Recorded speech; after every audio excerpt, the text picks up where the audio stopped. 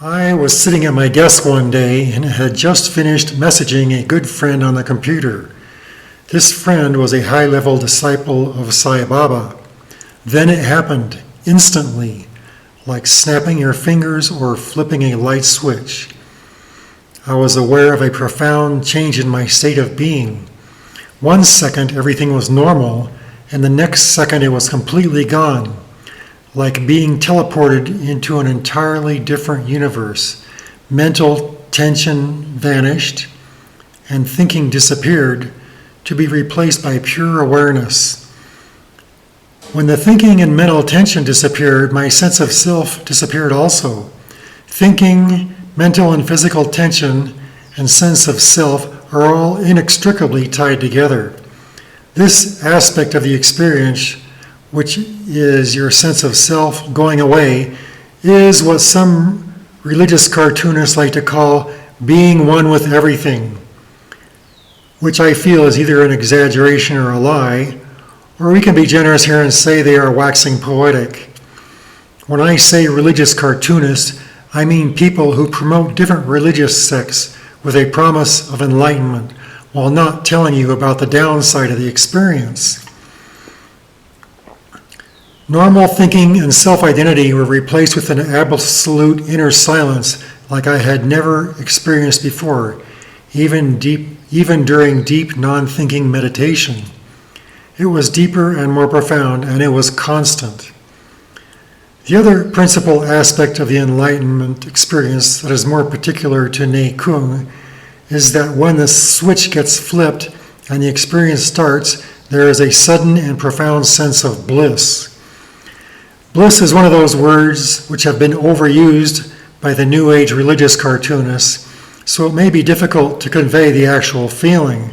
Firstly, you should know that most people who use the word bliss probably are not well acquainted with about what they are speaking, because there are 3 kinds of bliss.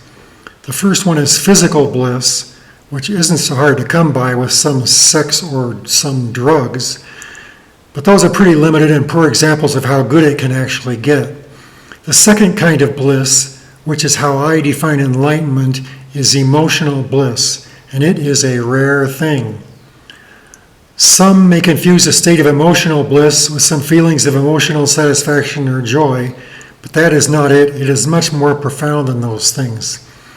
The third kind of bliss is mental bliss, which becomes possible after you master the art of non-thinking. Then, at times when you do think about something, the process itself can be blissful. In fact, emotional bliss is the enlightenment experience. The type of emotional bliss that comes with the enlightenment experience is what you could call absolute. This type of bliss comes only from the loss of identity, which itself comes from the absolute stopping of thinking. It is absolutely peaceful. It fills you with a feeling of unconditional love. This feeling of unconditional love is not directed at anything in particular. It's just a feeling you have about everything in general that is directed at anything you pay your attention to. And most importantly, this feeling of unconditional love is directed at yourself. And it lasts for 3 days. So everything is wonderful, every person and animal is wonderful, you love everything, you feel wonderful. Your mind is not cluttered with useless thoughts, so there are no worries and no problems in the world. You are in a state of complete peace. For the record, this state is contagious. My experience started in the afternoon while I was home alone, but that night my wife and daughter got home. She worked at a computer office job as a systems analyst for the University of Washington Hospital billing system. It was a high-stress job. Anyway, since her job was so stressful, she could be tired and grouchy, and our daughter, just back from daycare, was often tired and grouchy too. It was grouchy land, and I would join in the grouchy fun sometimes, but more often I would stay away from it. This time, however, it was quite different. I didn't tell them anything. I would never have thought to tell them anything unless someone asked about it. This time in the kitchen, it was markedly different. This time it was quiet and peaceful, happy little get-together. The second day was pretty much the same, except the feeling of emotional bliss was a little less, and the feeling of non-identity was a little less. Thinking started returning little by little, and towards the end of the second day, thinking had pretty much returned. Although with a notably different tone to it, it was like thoughts somehow stood out as cleaner, more not stained by the chatter of the monkey mind. The third day, there was still bliss and internal quiet, but it was less than the previous day and dwindling. Normal thinking was returning, and normal life was returning with it. As thinking returns, a person naturally wants to figure out what it is that just happened to them. Most will suspect it was enlightenment, but knowing a word definition is one thing, experiencing it and then figuring out what it was all about is something else altogether. One of the first things you notice when thinking returns is when some profound or impossibly difficult philosophical question enters your mind. The answer to that question comes to you immediately, and you know it's the right answer. You don't just think it or think you know it with certainty. Whatever it is, it's an obvious fact. Answered. This part of the experience continues for a couple of days. Some of the religious cartoonists call it rain cloud samadhi, which is supposed to mean all the information in the universe pours into your head all at once. Well, all the information is a ridiculous exaggeration. Possibly it could seem that way to some extraordinarily vociferous question asker who likes to wax poetic, but no, not all the knowledge in the universe enters your head, although answers to specific questions do. Some Buddhist sects call these realizations, and the more fundamentalist a sect is, the more they stress the importance of these realizations. I had realizations myself, but later I forgot them, and those answers faded into the distance. This was followed by the realization that those philosophical kinds of realizations are only useful for impressing others with wisdom. However, realizations about yourself and other individuals or about human nature in general are different. These kinds of realizations blend together and become incorporated into your values and then your attitude. So perhaps you could say they are forgotten in a different way. They are forgotten at the level of superficial knowledge of mind, but remembered at the level of inner being. That is one way of portraying the Taoist attitude towards knowledge and being. At least that's the way it worked for me, but I'm quiet and don't talk much. I'm a natural-born Taoist, and Taoists appreciate the importance of not cluttering up their minds with what mostly turns out to be a lot of useless information. A person who is both very mental and a teacher of ideas would remember the realizations and then share them with students eager to clutter up their minds with useless information. In any case, all these brilliant realizations are public now. In this age of information, you can get them for free on the internet. One big way that this kind of information has any use is to show people that there is more to the world than they might think. Mostly, though, it is useful if it gets someone to begin practicing meditation.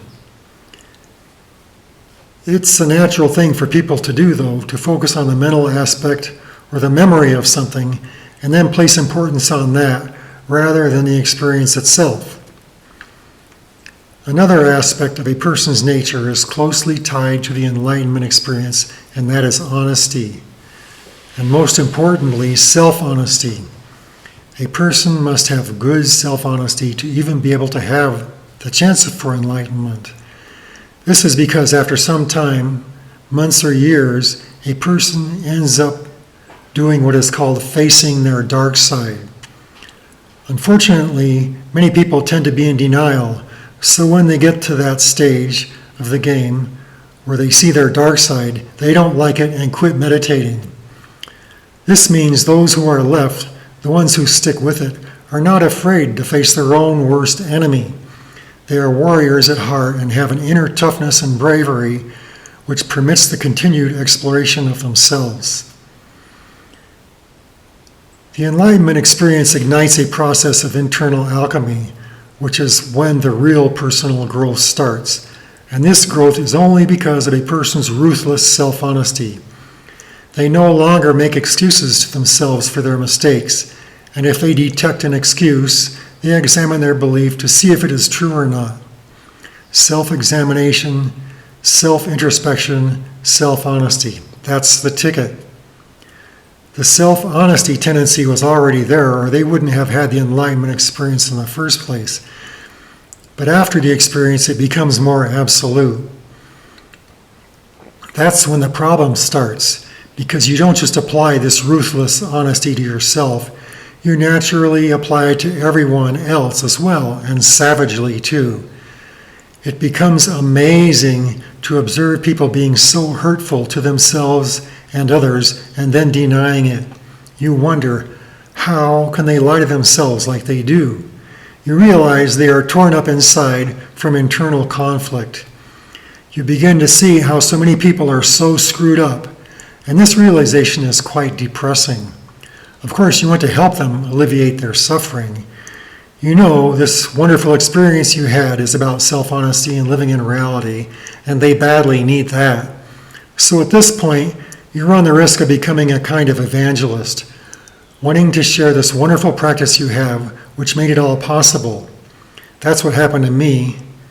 This is what the Buddhists call being a bodhisattva, which is where a person has their enlightenment experience and they vow to not become fully enlightened until they have assisted all others on the planet to become enlightened as well. What happens is you try to share this marvelous thing you learn because you want to help people, not for the money, but for mercy. What actually happens is you quickly discover that almost no one is interested, and those who are interested, almost no one wants to do the work. Those who do start often drop out. So eventually you just kind of give up on that scene and say the hell with it, which is also your moment of transition from bodhisattva to Buddha. A bodhisattva is an evangelist. He wants to lead the whole world to enlightenment. Well, a Buddha doesn't really give a damn anymore. It doesn't take long to realize people don't like evangelists. So that's depressing too. Learning how screwed up people are is depressing, then finding out you can't help most of them is even more depressing. This is where you get to the point where plenty of people who have an enlightenment experience commit suicide or go crazy. Essentially, weeding out the ones who aren't tough enough, weeding out the non-warriors. So enlightenment, this thing that is so light and positive and wondrous in the beginning, inevitably becomes a dark and depressing time as the yin-yang wheel turns from one side to the other. This difficult part is something the religious cartoonists don't tell you about. When there is a problem, the warrior faces it instead of making excuses, and the problem is a big, juicy one. The solution to this problem is basically giving up, not caring anymore, taking the good with the bad. From your perspective, you can see how people are suffering, but at other times they're so damn cute. The solution to it really is to just not care anymore. The mark of a Buddha, they say. You can't change it, so don't worry about it. I mean, you may find one or two people that you really can help go far with your practice, but you ain't never going to change the population at large. There is also the problem of definitions with enlightenment, as I've pointed out, and one of them is the way people define the post-enlightenment experience. Does the enlightenment experience, combined with the realizations, add up to a higher level of enlightenment? Or does the return to more or less normal life with some additional understanding and enhanced abilities mean that you are no longer enlightened? To answer this question, we find there is a big giant clue in the word itself. The word enlighten ends with two letters, ED. And what I learned in kindergarten is if you put ED at the end of a word, that means it happened in the past. Enlightened therefore means it's in the past. You became enlightened during your enlightenment experience, but the experience itself, the emotional bliss and non-thinking, isn't there anymore, is it? It's in the past. There is not much agreement among users of those words as to what they really mean. I don't really care which way you choose. It's of no importance to me. In fact, I never did care about enlightenment, either before or after it happened. However, I choose to go with my own experience and with the common word usage in that, since the word ends in ed, to me it is in the past. So I put it this way: I was enlightened during and shortly after my enlightenment experience, but now I'm not enlightened, just wiser. It makes more sense to me and has the added appeal of going against the perceptions of the maddening crowd.